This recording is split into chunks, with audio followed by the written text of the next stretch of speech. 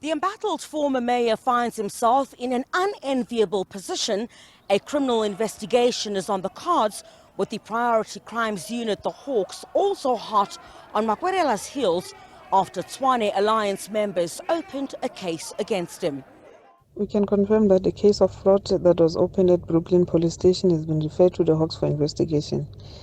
At this stage, investigation is still to be conducted, and where evidence leads, we will follow. Makwarela was initially disqualified as Cope councillor and mayor after he could not produce a rehabilitation certificate. He then produced one, claiming it was issued by the High Court. The High Court then refuted this, stating it was going to refer the matter to the Hawks. The Hawks are yet to receive that complaint. His fall from grace has sent shockwaves from across the capital and country.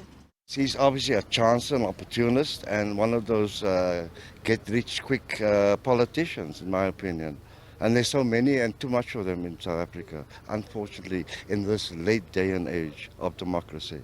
It's very concerning, but at the same time, it's not unusual. I think we've become sort of accustomed to it because it's like the going rate in our country, and that is concerning. At least one legal analyst believes that this could be the tip of the iceberg. I have no doubt in my mind that this will definitely result in a criminal prosecution against the so-called mayor.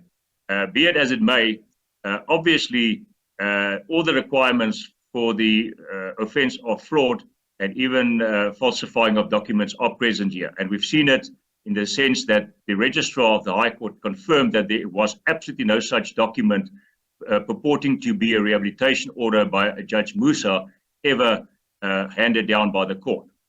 The fact of the matter is, this suggests that there might be other people involved as well, and I think it's high time that we have a proper audit of all our provincial leaders, and for that matter, even higher up in the rankings at national level.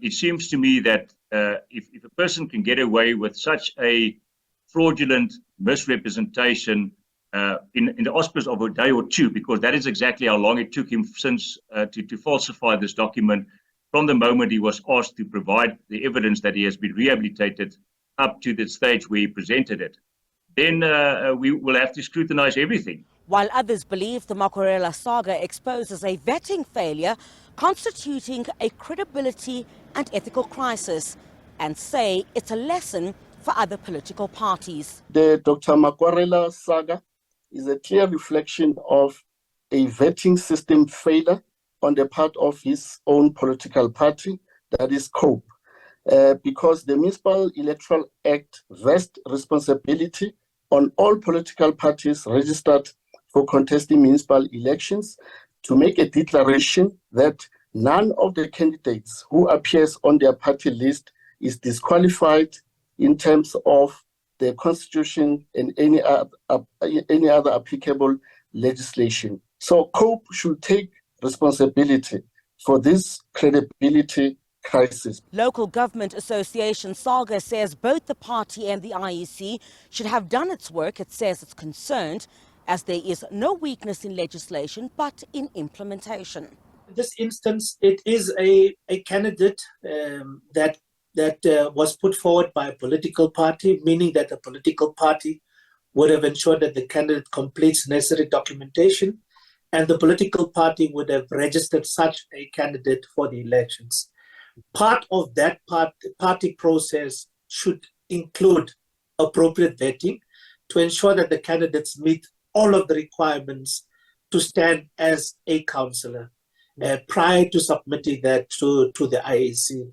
Of course, one would also expect the IEC, who receives this documentation, to likewise be satisfied that indeed what is presented to them is in line with the requirements for a candidate to stand for the elections. Meanwhile, the city of Tshwane says it's consulting its legal team on possibly recouping monies paid to Makwarela during his tenure, including when he was Speaker.